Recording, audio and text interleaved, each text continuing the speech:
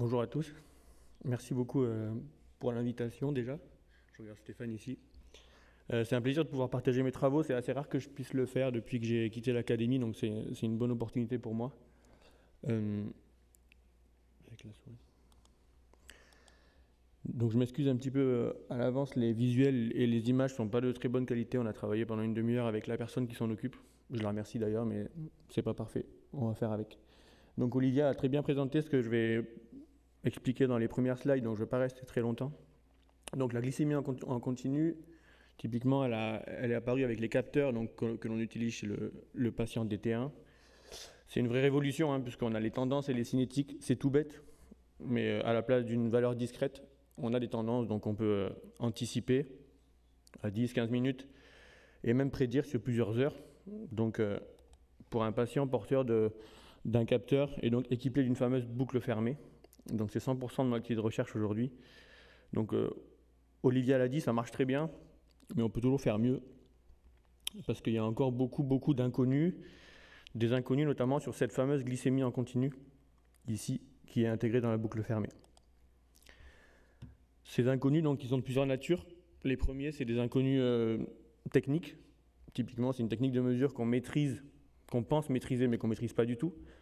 C'est fait par les fabricants qui cachent tout est confidentiel, donc c'est assez difficile d'avoir les tenants et aboutissants de la technique en elle-même.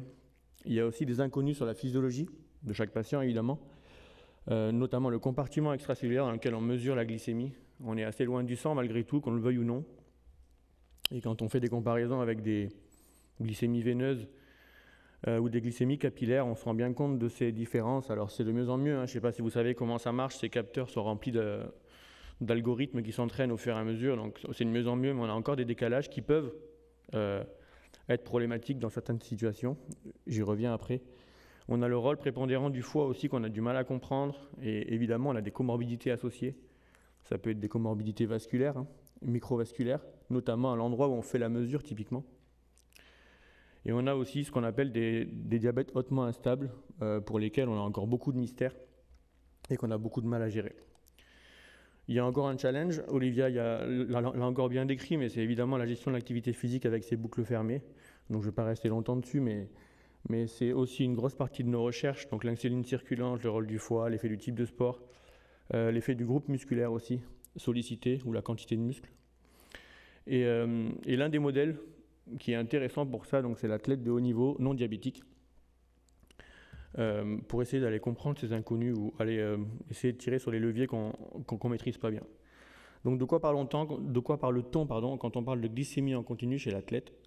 Donc jusqu'en 2021, on utilisait les mêmes capteurs, donc Dexcom, Abbott, Olivier en a parlé aussi, qu'on mettait chez des sportifs, donc c'est un dispositif médical. Et depuis 2021, donc il y a une des marques qui a sorti son capteur non dispositif médical, qui est en vente libre en France.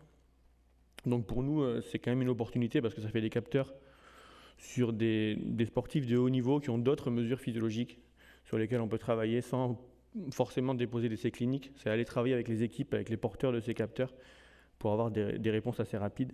Et ce capteur non dispositif médical est un petit peu différent. Donc c'est quand même bien qu'on laisse tranquille entre guillemets le monde médical et qu'on laisse assez de capteurs pour les personnes avec un diabète. C'est quand même plus important. Donc c'est plus agréable de travailler avec des capteurs que l'on ne vole pas aux patients finalement. Et ce capteur non dispositif médical, du coup, il est moins filtré. On a une donnée toutes les minutes de glycémie contre 5 pour le patient. Et on est surtout borné de 50 à 200 mg par décilitre au maximum. On voit en bas une courbe sur une journée. On voit les plateaux pendant l'entraînement à 200 ici, parce que le capteur ne veut pas aller au-delà.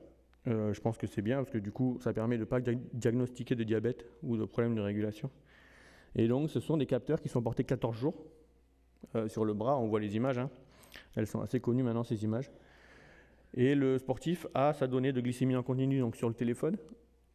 Et le staff ou l'administrateur, donc ce que vous voulez, a une plateforme pour recueillir les données donc sur un serveur de tous les sportifs qui s'encadrent. Et donc, ils ont leur courbe 24 heures sur 24. Ça, c'est pour planter le décor un peu pratique. Si on regarde un petit peu la science, donc il y a pas mal de papiers assez anciens, mais malgré tout, la littérature est assez pauvre, forcément avec un capteur aussi récent que 2021. Donc les recherches vont arriver très très vite, j'en suis persuadé. Si on prend un ou deux exemples, donc en 2015, il y a déjà des capteurs, donc le dispositif médical en l'occurrence, posés chez des trailers sur un 100 km. On voit le trait-plein à droite avec la phase post-course et le 100 km qui démarre ici. Les losanges que vous voyez, c'est la vitesse de déplacement, et l'histogramme, c'est les apports. Et on voit des cinétiques, alors c'est pas flagrant évidemment, il faut se plonger dedans, mais on voit cette cinétique, cette tendance à la descente dès le 30e kilomètre après qui ne s'arrête pas. Et qui finalement, on voit cette relation qu'il y a avec les resucrages. Typiquement, cette barre là qui est assez grande montre un resucrage important, et on voit cette remontée glycémique ici, pas très longue finalement, c'est assez peu de répit et qui rechute derrière. On a une autre étude qui est intéressante sur le lien, donc ça met directement en exergue une limite, mais sur le lien entre apport calorique, glycémie à l'effort et performance. Cette équipe-là ne montre pas de lien direct entre la glycémie en continu et la performance, et ne montre pas non plus de lien entre la glycémie en continu et surtout les apports pris pendant la compétition. Donc dès le début, on voit bien que la glycémie en continu nous permet d'avoir un regard sur le comportement de l'athlète, mais il y a beaucoup de limites. On ne va pas toutes les faire, il y a juste une dernière revue qui est assez intéressante en 2021, qui met en exergue beaucoup de dimensions intéressantes de cette relation et cette régulation de la glycémie. Typiquement le rôle du cerveau et du foie à l'effort pour la fatigue centrale, le fait que le glycogène musculaire soit une source inévitable, même si la stratégie d'apport pendant la compétition est bien adaptée, on a forcément ce glycogène-là qui est déplété. On a aussi un glycogène hépatique, qui est un facteur de performance. Alors quand on dit on est en hypoglycémie, on s'arrête, on est fatigué. Et finalement, le gros trigger d'une vraie fatigue liée à la glycémie, c'est quand le foie ne peut plus relarguer pour compenser. Et on a aussi le cerveau, finalement, qui lui est aussi un gros consommateur, vous le savez très bien. Mais au-delà de ça, c'est qu'il est prioritaire. Donc on a un shift vasculaire quand on est en hypoglycémie, où le cerveau, un peu comme un couplage neurovasculaire avec l'oxygène en hypoxie, on a vraiment plus de glucose qui arrive au cerveau pour limiter cet effet. Donc quand on est en hypoglycémie ressentie symptomatique, ça veut dire qu'on est depuis bien longtemps sûrement en hypoglycémie au niveau périphérique. Maintenant qu'on a fait un peu de science, on va voir le côté pratique, c'est quel intérêt sur le terrain. Donc on l'a dit, beaucoup de professionnels l'utilisent déjà, dans le vélo surtout. Le vélo, c'est un modèle très pratique avec la puissance, avec des sportifs statiques sur une selle, sur un vélo avec une position bloquée, donc on peut mettre beaucoup de capteurs. Il y a le triathlon, la course à pied, le ski de fond, le football, donc c'est soit des sports d'endurance, soit des sports qui ont de l'argent, globalement. Et c'est le milieu professionnel, mais pas que. Donc il y a aussi beaucoup de sportifs amateurs très entraînés, très connectés, on en a parlé beaucoup hier, qui sont capables de mettre assez d'argent aussi pour avoir des nouvelles données et qui sont très friands de ce genre d'outils. Pour être un petit peu dans le milieu et discuter, c'est utilisé pour essayer d'étudier l'effet d'un aliment spécifique, une banane contre mes céréales le matin, est-ce que ça monte moins ou plus, d'essayer de comprendre les actions glycémiques, identifier les causes d'hypoglycémie. On a une approche sur l'apport, est-ce que j'ai mangé assez pendant l'effort ou pas, ça c'est intéressant. Calculer la quantité de calories, mais c'est aussi un outil d'exploration. En tout cas, c'est comme ça que j'utilise aujourd'hui, moi, c'est que ça m'apporte des réponses à l'entraînement avec les coureurs. Et je pense que c'est important, mais il faut vraiment comprendre son intérêt. Juste, j'attire votre attention sur un risque potentiel. Alors ça, c'est moi, je suis un peu peureux. Mais dans le grand public, j'imagine que c'est la première fois qu'on a un capteur qui mesure une donnée que personne ne maîtrise. Alors, c'est un peu agressif de dire que personne ne maîtrise, mais la glycémie en continu, on ne la maîtrise pas finalement chez le sujet non diabétique. C'est une donnée qu'on peut maîtriser, peut étudier, peut exploiter. Je travaille dessus tous les jours et j'y comprends toujours rien globalement. Et c'est une donnée très mystérieuse encore une fois. Le capteur, je pose des questions tous les jours aux fabricants, ils ne me répondent jamais. C'est des algorithmes qui sont confidentiels encore une fois et auxquels on n'aura jamais accès. Et ce capteur donc, peut maîtriser, je ne sais pas quelles sont les dérives que l'on peut voir dans le sport amateur, chez les jeunes typiquement. Donc je profite de ce jour-là pour vous en parler parce que peut-être qu'il n'y aura pas de risque et que je m'inquiète pour rien, mais on a quand même, je pense, des dérives dans son utilisation qui peuvent apparaître. En tout cas, l'UCI l'interdit en compétition. Concrètement, sur le terrain, pour pouvoir utiliser une glycémie, il faut au moins ces 5 bases-là. Il faut du contexte. Une glycémie seule est très difficile à utiliser. Il faut avoir un regard critique sur est-ce que la glycémie qui est devant moi est de qualité ou pas. C'est pas facile, j'en reparlerai un tout petit peu après. Il faut aussi que la glycémie puisse s'insérer dans notre schéma global de prise en charge de l'athlète. Donc j'ai mis interopérabilité, mais on a plein d'interfaces maintenant, ça fait une interface de plus, ça fait une donnée de plus indépendante. Donc il faut arriver à la faire rentrer dans le schéma et dans le staff. Il faut une connexion du téléphone. C'est tout bête, mais dans les stages en altitude, typiquement, on perd la connexion 4G, on n'a plus de glycémie. Donc c'est un fonctionnement avec serveur, on ne peut pas stocker les données sur le téléphone. Donc si le coureur n'a pas de 4G ou n'a pas de 5G, il n'a pas de glycémie. Pareil pour les stages à l'étranger, typiquement en Espagne, dans le sud, où la couverture réseau est moins performante, on n'a pas de données glycémie. C'est tout bête, mais il la faut. Et surtout, l'un des gros points, c'est qu'il faut un athlète impliqué. On ne peut pas lui dire tu fais ça, parce qu'il faut des retours de sa part pour contextualiser. J'en reviens juste après. Et encore plus concrètement, pour structurer un peu tout ça, comment on peut utiliser ce capteur-là, on a décidé de travailler sur 2 dimensions. La première dimension, c'est l'équilibre énergétique global. On en a un petit peu parlé aussi hier, j'ai posé une question là-dessus. L'équilibre énergétique, donc c'est très vaste, hein, mais c'est vraiment quelles sont les dépenses et comment on peut répondre par le comportement de l'athlète, donc alimentation, repos, sommeil, toutes ces dimensions-là, comment on peut équilibrer ces dimensions-là pour justement répondre à la quantité de dépenses. Il ne faut pas être à l'équilibre. Si on est à l'équilibre, on n'a pas le droit à l'erreur. Donc il faut trouver cette petite marge qu'on a au-dessus pour justement que l'athlète ait le droit à l'erreur de temps en temps et que chaque erreur ne soit pas du tout une mise en difficulté permanente. On a aussi cette notion de poids de forme. Pareil, on peut débattre des heures et des heures. Qu'est-ce que c'est un poids de forme? Est-ce que c'est un poids où on est le plus léger, on a le meilleur rapport poids-puissance, ou est-ce que c'est un poids où on récupère bien? Je vous laisse répondre à la question. En tout cas, on s'est rendu compte malgré tout que cette dépense énergétique et cet équilibre énergétique étaient très touchés, notamment pendant l'entraînement.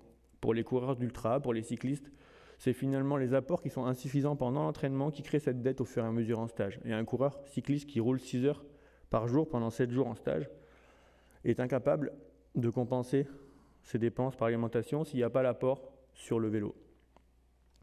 Et donc toute cette dimension-là, surveiller l'équilibre énergétique, on pense que le capteur de glycémie peut nous aider là-dessus. Le deuxième gros volet de gestion, c'est optimiser la séance. On sait qu'un athlète de haut niveau a des séances et il va progresser quand chaque séance qu'il va faire sera optimisée au maximum. Et optimiser le comportement et les apports en fonction de la séance, c'est cette deuxième dimension qu'on a choisi d'aborder. Il y a 5 niveaux d'analyse pour aborder ces 2 dimensions. C'est des niveaux d'analyse qui vont sortir des résultats ou qui vont aider le sportif à différentes échelles. Si on se focus sur le niveau 1, typiquement, on n'a pas beaucoup de contexte, on n'a que les heures, typiquement les heures de sommeil, la partie grise, les heures d'entraînement en vert et l'heure des repas. À partir de ça, on peut analyser des marqueurs cliniques, les mêmes que ceux utilisés chez le patient avec un diabète, mais les transférer chez l'athlète. Typiquement, essayer de suivre son équilibre la nuit, ses tendances hypoglycémiques, est-ce qu'il a une moyenne assez basse à l'effort ou pas, est-ce qu'il a une moyenne assez basse en récupération ou pas, et ainsi de suite. On a un niveau 2 plus contextualisé, ça veut dire qu'on est intégré dans l'équipe, on arrive à avoir les infos nutritionnelles, ce qu'il mange, la composition des repas, et on a aussi le plan d'entraînement, le type d'entraînement, le début des entraînements, les blocs, la structure de la séance même. Quand on regarde ce niveau 2 et qu'on a du contexte, on peut aussi découper à gauche sur une journée, donc aller analyser la nuit avec beaucoup de paramètres. On peut analyser l'entraînement à droite ici, et c'est une analyse qui va être basée sur plus que des statistiques descriptives, mais davantage des pentes, des réactivités, des corrélations, des réponses à certains stimuli. Et c'est comme ça qu'on va voir si oui ou non, d'un côté il y a l'équilibre énergétique et de l'autre, il y a le comportement adapté à la séance. On peut aller encore au-delà avec un niveau 3, où là on va travailler sur une analyse multivariée en utilisant les autres paramètres physiologiques. On voit à gauche une séance lactique. En orange, vous avez la puissance développée sur le vélo. En rouge, vous avez la fréquence cardiaque. Et on voit la glycémie qui vient répondre à l'intensité, tout doucement, et qui vient monter. Et quand on corrèle ces 2 signaux, il y a normalement des tendances qu'on doit observer. Et ces tendances-là, si on ne les observe pas, on peut s'inquiéter et on peut aller identifier les mécanismes derrière qui font qu'on n'a pas cette corrélation-là. C'est assez intéressant de voir qu'une séance lactique fait monter la glycémie au-dessus de 200 mg d'un sportif de haut niveau. Là, il y a des apports, mais on a aussi la même chose sans apport. Évidemment, on pense au lactate directement. À droite, on a aussi des profils différents avec plusieurs cols enchaînés. Toujours pareil, la puissance en couleur en bas, en rouge, la fréquence cardiaque, et en bleu, la glycémie en continu. C'est pas flagrant à l'œil, mais quand on lisse les données, on voit une anticorrélation entre la glycémie ici et la fréquence cardiaque, à chaque fois. Et donc c'est pareil, si on arrive à identifier le profil et l'intensité, on peut voir si oui ou non la glycémie va dans le bon sens. Et après, niveau 4 et niveau 5, on passe encore un niveau au-dessus avec un suivi longitudinal, où on peut finalement identifier des phénotypes d'athlètes, des profils d'athlètes, des gros consommateurs, justement des faibles consommateurs, des athlètes qui n'ont pas une capacité à encaisser la charge aussi importante que les autres, et ainsi de suite. Et un niveau 5 où on est capable d'entourer, de travailler avec le staff et de travailler avec des nutritionnistes pour aller chercher plus loin et de transformer finalement cette glycémie en paramètres d'entraînement réels. Donc on utilise la glycémie pour valider les zones d'entraînement, la glycémie pour valider les adaptations à l'effort, la glycémie pour valider le type de séance que l'on met en place. Typiquement, si on veut entraîner l'intestin à absorber du glucose, il faut être sûr d'être en légère hyperglycémie, j'ai bien dit légère hyperglycémie, pour pouvoir absorber assez de glucose constamment dans l'intestin. Et ces niveaux 5-là, ils sont à choisir en fonction des données que l'on peut avoir en plus de la glycémie et de ce que l'on veut mettre en place avec l'athlète de haut niveau. Dernière slide de conclusion et je vous laisse tranquille. Du coup, c'est une donnée intéressante. Je ne l'ai pas dit au début, mais je ne vends pas de capteur. Je ne suis pas commercial, je suis juste physiologiste. C'est une donnée intéressante, mais qui demande quand même beaucoup de contextualisation. Une grande confiance sur la donnée que l'on a devant les yeux quand on veut analyser la donnée. Ça veut tout et rien dire. Une grande confiance, ça veut dire qu'il faut avoir l'expérience pour dire si oui ou non cette donnée-là, on peut avoir confiance. Il faut un athlète impliqué. C'est une galère de travailler avec un athlète qui s'en fout, pour avoir essayé. Il faut des connaissances spécifiques que personne n'a globalement. Alors je dis personne, mais évidemment qu'un diabétologue est très expérimenté sur sa glycémie en continu. Mais glycémie en continu et athlète de haut niveau, ce n'est pas un sujet abordé dans beaucoup de formations. Et il faut surtout un gros travail d'analyse, très important, notamment un travail d'analyse avec des données physiologiques complémentaires. Ce qu'on peut faire, c'est avoir une analyse quotidienne, au jour le jour ou en fin de session, et donner des recours à l'athlète pour améliorer son comportement et pour être sûr qu'il ne soit pas du coup en déséquilibre énergétique. Et je finirai sur la suite. J'aime bien l'athlète de haut niveau, mais je suis quand même plus passionné par le diabète. Et cette approche un peu d'analyse globale, elle peut servir à l'athlète de haut niveau, c'est pour ça que je travaille dessus, mais je pense qu'elle peut servir aussi plus tard, notamment pour améliorer le contrôle d'un DT1 qui veut faire un exercice. Ce n'est pas forcément juste la bonne dose d'insuline, c'est aussi lui envoyer des recommandations adaptées. Donc j'ai mis diabète, mais on peut aller au-delà pour le syndrome métabolique, pour la préobésité. Et un sujet qui me tient beaucoup à cœur aussi, c'est les troubles du comportement alimentaire, où ce capteur de glycémie en continu, je pense qu'il a sa place. Alors, c'est pas moi qui vais l'inventer, sa place. Il faut travailler avec des professionnels, mais en tout cas, c'est un sujet qui peut être lié à cette glycémie en continu chez l'athlète. Et je crois que c'est tout. Merci beaucoup.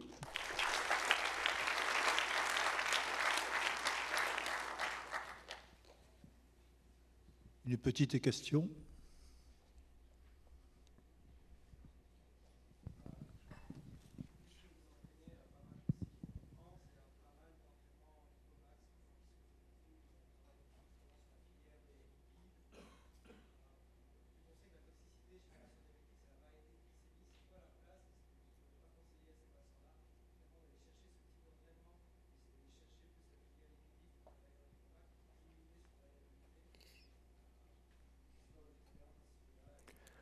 Ouais, c'est une bonne question. C'est vrai que depuis 10 ans maintenant, on a cette mode du low carb là. Je pense que tu parles un petit peu de ça, hein, d'aller travailler cette filière lipidique. On s'est quand même vite rendu compte des limites de cette filière. Alors je parle vraiment pour moi parce que chaque équipe travaille différemment. On a parlé tout à l'heure de la tolérance à l'hypoglycémie. C'est bien de travailler cette filière lipidique, mais quand on est en compétition, du coup, elle est difficile à utiliser, qu'on le veuille ou non. Alors elle est utilisable 80% de l'étape, typiquement, surtout quand on est un leader et qu'on est dans les roues à l'abri. Mais quand il faut attaquer, du coup, cette filière ne sert plus à grand-chose. Et finalement, on s'est rendu compte que cette filière était quand même bien développée, que l'on veuille ou non, même sans trop la travailler chez un sportif de haut niveau. Mais par contre, la tolérance à l'hypo et ces zones un peu à risque, finalement, il fallait beaucoup plus les travailler que prévu. Et donc, on a changé un peu notre fusil d'épaule. Et maintenant, on vient alimenter pour être sûr d'avoir assez de carburant, en tout cas en pleine saison. Et cette fameuse approche l'hypox max, elle est vraiment faite en début de saison très très loin des entraînements. La simple et bonne raison, c'est qu'en fait, c'est très fatigant de travailler en sous-énergie. Et on s'est rendu compte qu'on avait des coureurs fatigués en fait. Et qu'une seule, typiquement, à titre d'exemple, donc mes paramètres nocturnes d'analyse de la glycémie, une seule séance en low carb dans un stage d'entraînement et les mecs sont morts pour 4 jours. Alors quand je dis sont morts, ils ne sont pas morts, hein. Ils vont sur le vélo, mais ils ont 15 ou 20 watts de moins sur leur PMA. Et 15 ou 20 watts de moins, c'est énorme. Ça veut dire qu'en fait, dans ces zones un peu extrêmes, si on n'a pas assez d'énergie, on n'est pas optimal. Et une séance de puissance maximale aérobie à vélo, quand on n'a pas un corps qui est capable de l'accepter, elle ne sert à rien.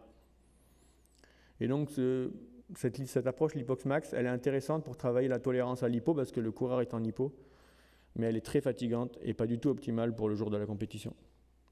On peut en débattre des heures et des heures, hein, évidemment, mais ta question elle est intéressante. Je ne mets pas de côté l'hypox max et le low carb, mais toujours pareil, c'est une approche scientifique. Il faut être très humble face à ces expériences parce qu'on fait beaucoup de bêtises finalement. Donc, merci, Timo. Merci à tout le monde. Je vous rappelle que la Société de médecine du sport a son congrès le 20 et le 22 septembre à Toulon. Et donc, ne l'oubliez pas. Pour ce qui est de diabète, manifestement, c'est une affaire de suivi, c'est une affaire de groupe, c'est une affaire d'ensemble. Tout le monde travaille dans la main pour ne pas avoir d'incidents et d'accidents, notamment cardiovasculaires. Merci de votre attention. C'est l'heure du resucrage.